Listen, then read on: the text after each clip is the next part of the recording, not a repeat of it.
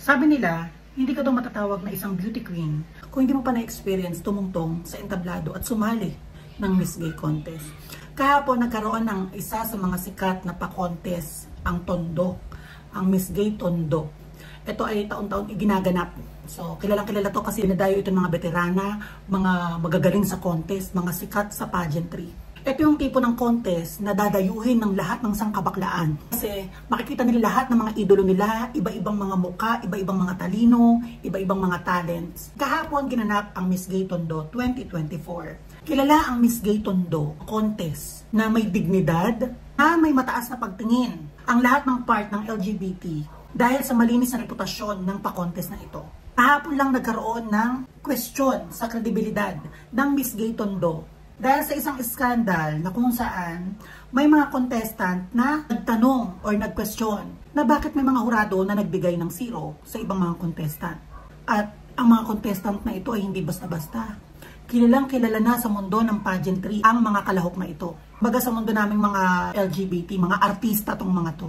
Pero ang tanong, totoo nga bang nagkaroon ng lutuan dito sa Miss Gay Tondo? Hindi nga ba naging patas dahil may kinikilingang iba na gustong ipanalo or cooking show? Ang ginawa ko, dinownload ko yung mismong score sheet na nagli-leak. And then inaral ko siya. Tinignan ko kung meron nga ba talagang lutuan na nangyari o talagang deserve ba ng mga contestant na ito yung naibigay na score. Kapag ang contest ay malinis, hindi na kina-question ang tinatawag na favorite ng judge or mataas na pagbigay ng judge sa isang hurado. Unless may lutuang nangyayari, yun ang dapat kine-question. Iba ang lutuan sa paborito ng hurado. Meron kasing mga eksena na kapag ikaw hurado ka, tapos favorite mo ito isang taong ito, kapag nag-question and answer yan, at alam mong hindi kagandahan ng sagot niyan, ang i-score mo dyan ay average lang. Kasi maangat pa rin yung pakiramdam na ay favorite ko to.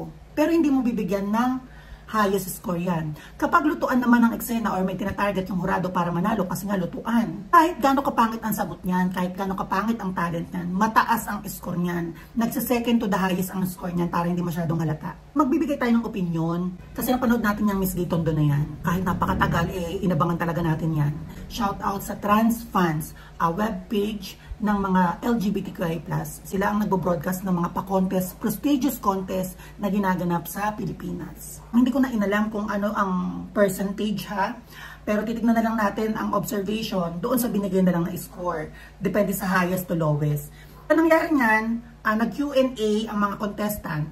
And after ng Q&A ay nag-down to 5. After ng down to 5, nagpunta ang ibang mga kandidata na feeling nila ay may mali.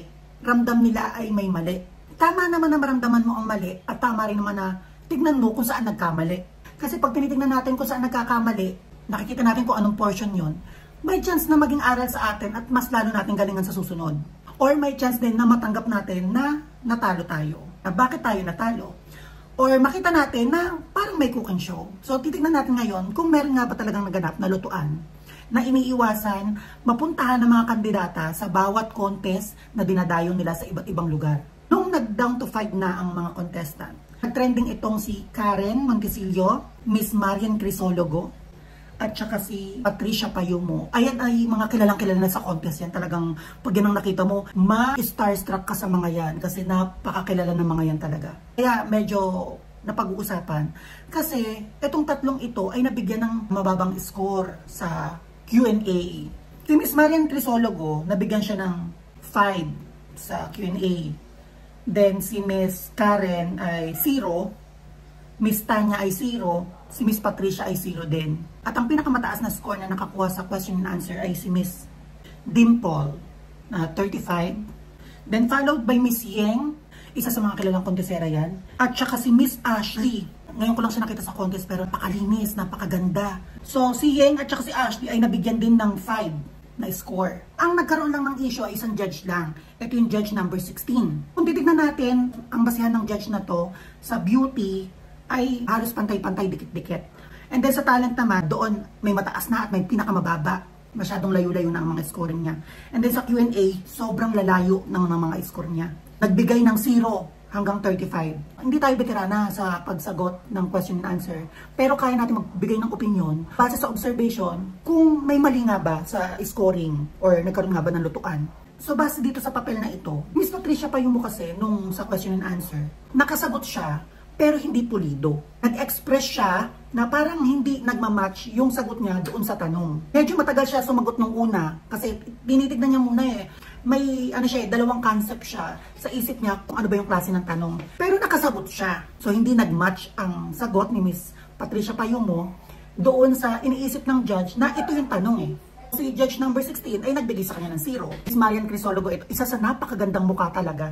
Question and answer, nakasagot siya, natingin kung okay talaga din ang sagot. Hindi ka-perfectan, siguro out of 10, 8 para sa akin. Kasi alam mo walang punchline. Alam mo yung sinusungkit niya yung tamang sagot para dun sa tanong. And then ang naging score niya ay 5. Kilala si Karen na Tagalog version ng pagsagot. So si Karen kasi nakita ko sa kanya na may pagka-punchline ang bawat sagot niya sa bawat question and answer sa kanya. And then dun sa Miss Gayton doon na napanood ko, lumulutang talaga na may very light punchline na ginamit si Karen. Sa mga ganitong eksena kasi, yung mga punchline hindi na umuubra kapag judge ay part ng LGBT. Hindi na yan pumapasla. So hindi natin alam kung si Judge 16 ay hindi sa kanya umapprove kasi nga nagamitan ng punchline. Listahan niya, ito kasi hindi ko napanood pero na-observe ko ito ng mga nakaraan kasi ang ganda rin ng mukha nito. Siya ay model ng trans fans, nakita ko siya dyan. Sa bawat panonood ko kay Miss Tanya, lumalabas kay Miss Tanya na veterana na sa pagrampa, magandang mukha project. Pero nag-e-enhance pa siya sa question and answer.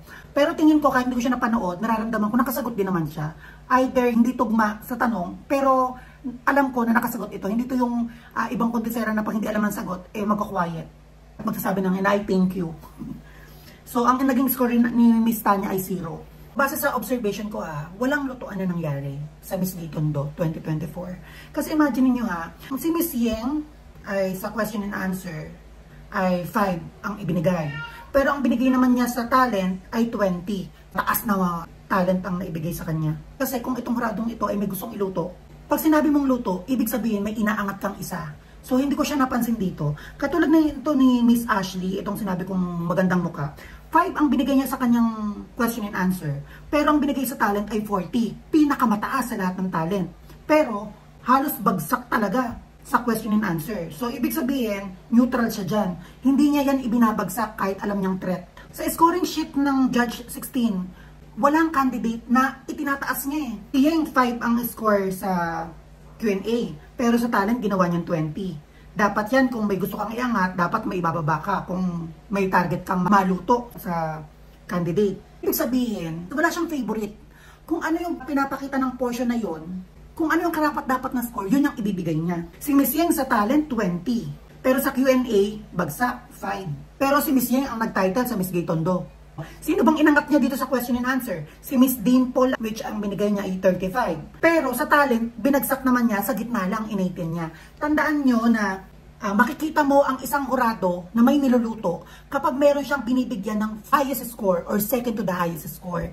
And then yung pinakamagagaling ay binabagsak niya ng sobrang baba para umangat yung candidate na gustong lutuin. Pero sa nakikita natin ito, walang luto ang nangyari. It's either, itong judge na ito ay tinitignan niya kung bawat paglabas, ito yung tamang score. Ganyan. Masyadong hiwa-hiwalay lang ang scoring niya. Gusto niya, ma-elaborate talaga ang magagaling sa hindi magagaling, depende sa portion. Ganyan ang ginawa niya. Itong mga candidate na ito, itong mga nagtanong, hindi dapat sila pinagsasaltaan ng iba na hindi maganda. Na yung iba sasabihin ay tanggapin ang husga ng mga hurado, tanggapin kapag talo.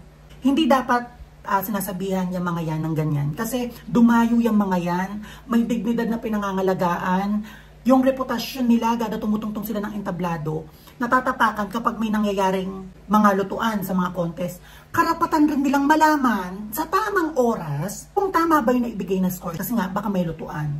Pero veterano yung mga yan, alam na nila yan. Kapag nakita nila itong score sheet nila doon kay Judge 16, makikita nila yan kung may inaangat or may binababa.